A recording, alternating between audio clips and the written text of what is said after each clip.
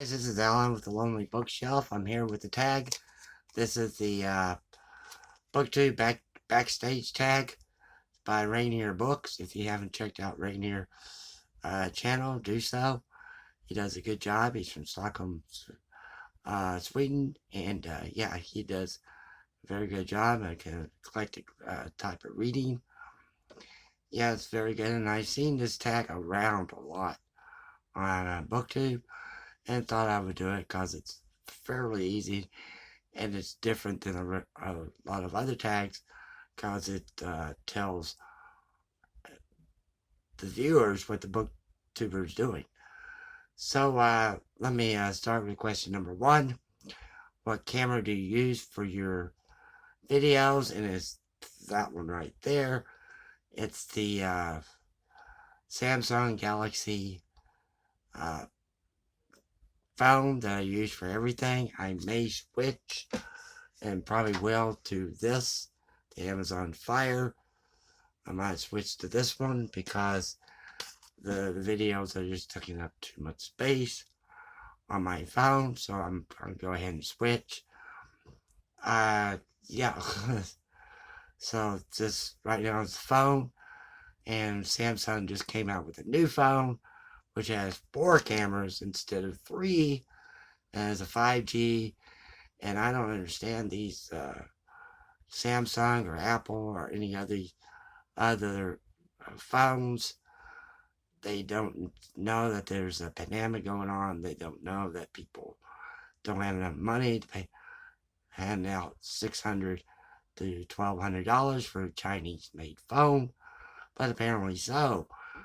There's only the rich can afford it. Question number 2, speaking about the filming and being your own director, name your favorite film director. There are a couple of them. One is Karo Kurosawa.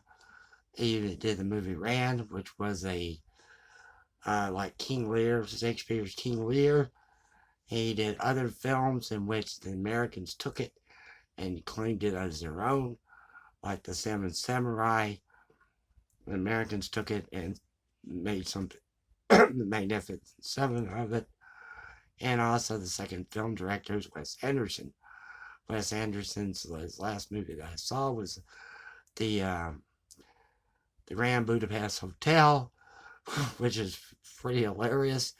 You had to watch it a couple of times to catch everything in the film. I remember that one part in which this widow gave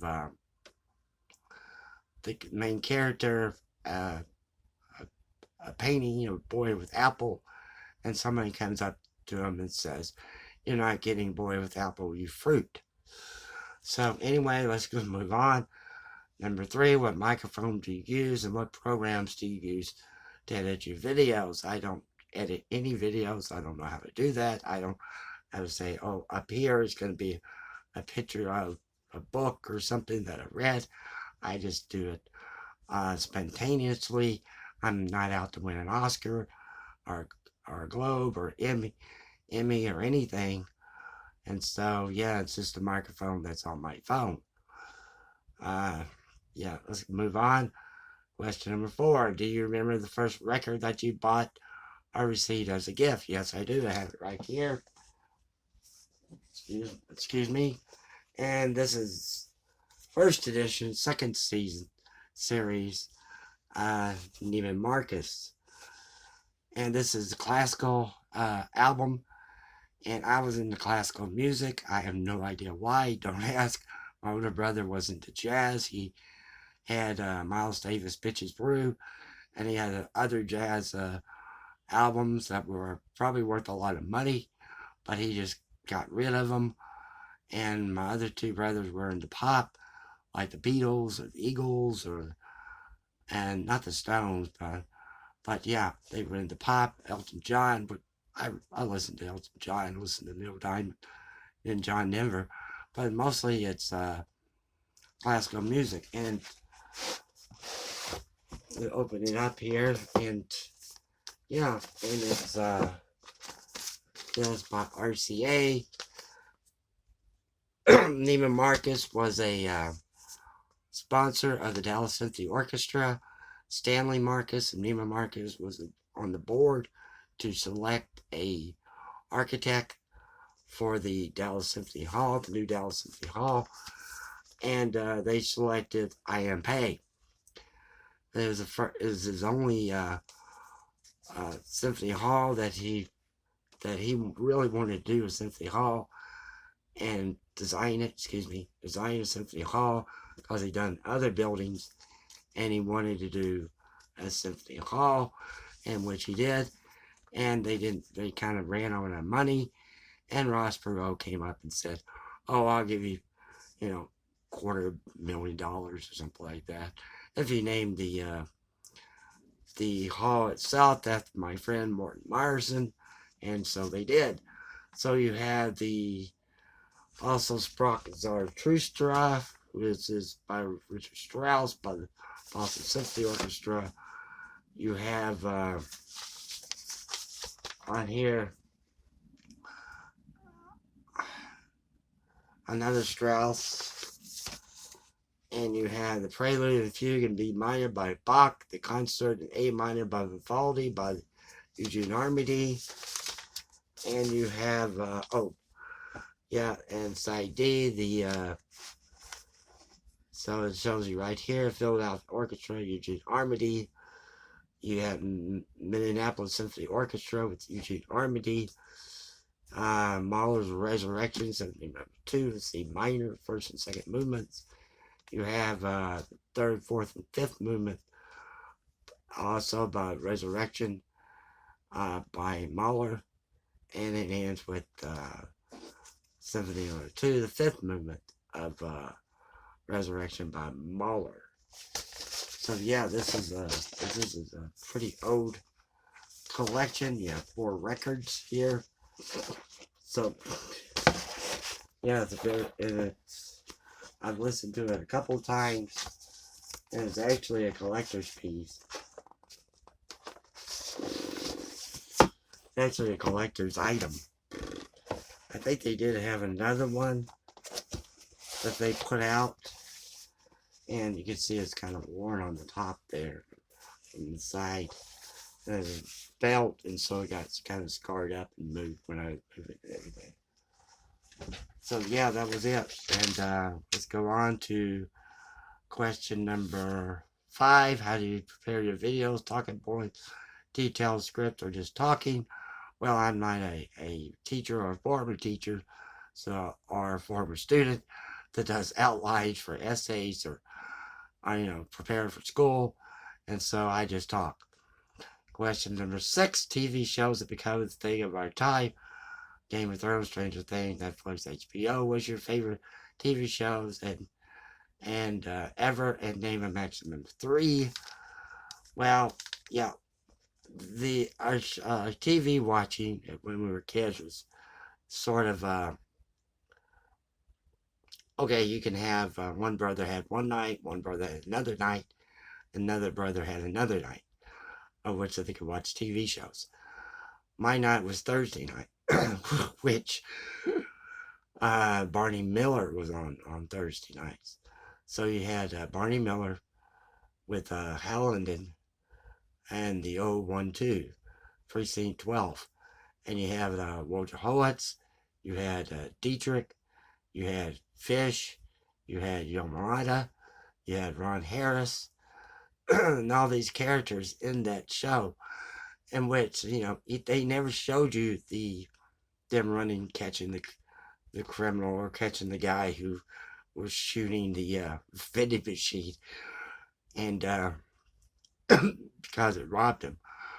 And you had the thing in the precinct itself, the 012, where the characters would, every time a character would show up, excuse me, you would have that character in there. It was a pretty good show. In fact, a lot of the police detectives, real life police detectives, said that show was true life. The next one would be Twilight Zone, Rod Sterling. I really enjoyed that one. Each one gave you something to think about. And the third one, that would be Night Court, with the guy that was in love with, well, it was his idol with, I forgot the guy's name, but the Night Court, yeah, that was great. And Night Court and Barney Miller were on Thursday nights. Number 7, what kind of booktube videos do you prefer to watch? Uh, Reviews, wrap-ups, vlogs, book hauls, tag videos. Well, I don't really like to watch book reviews, because I don't do them. Maybe I should do more. And vlogs I don't like to watch, but I'll be doing some this year. I think it's good to see what the outside of the person's house look like, bedroom looks like. I think that's great.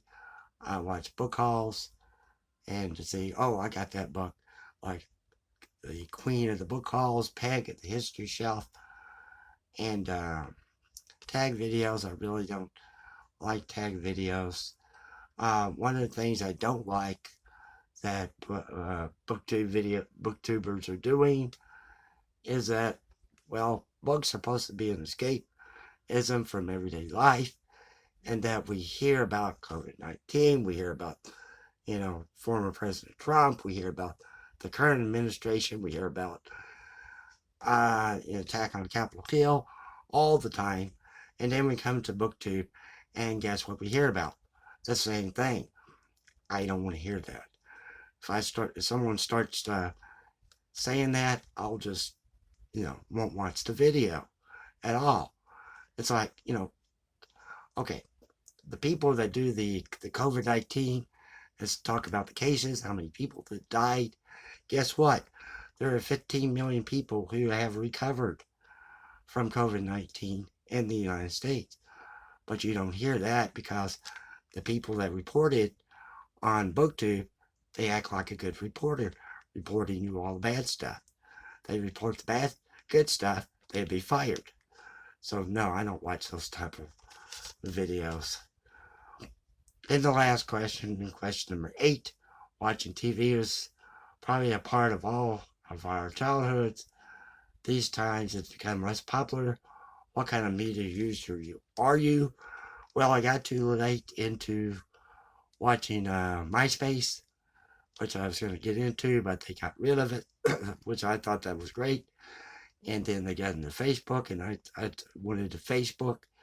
Then I didn't care for Facebook, and I got onto Instagram. And let me back up a little bit.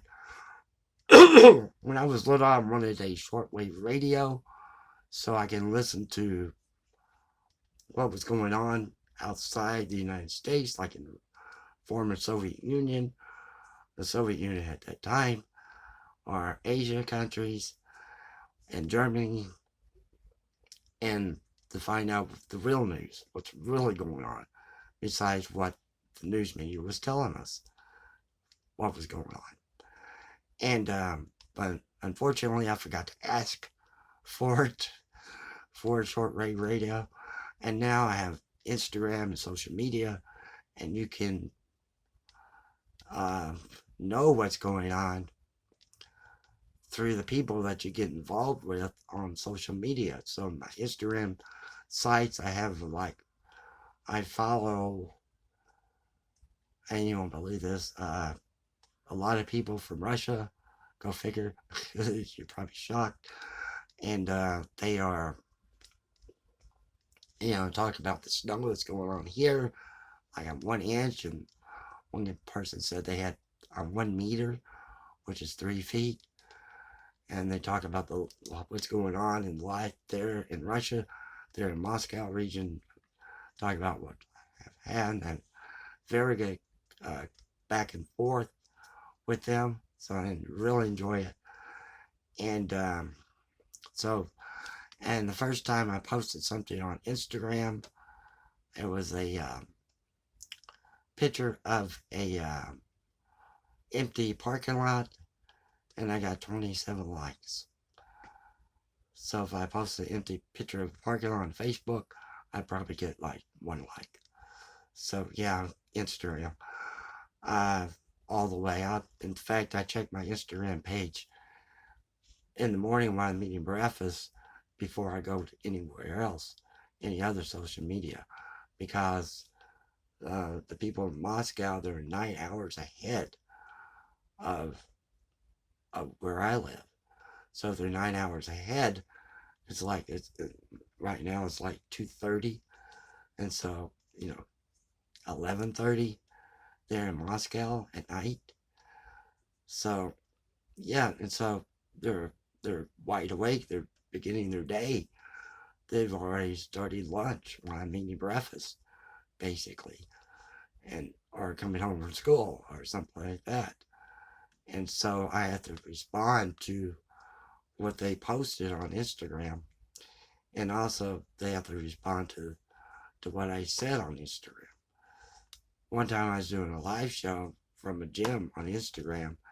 It was I think like 12 o'clock, 12:30 in the afternoon here in Dallas, and one of somebody from Moscow region, was commented and made a lot of comments on it. Then he said, "Oh, I have to go to sleep." So anyway, that's been the backstage Booktube Backstage Tag by Rainier Books, and thank you for watching, and Paka.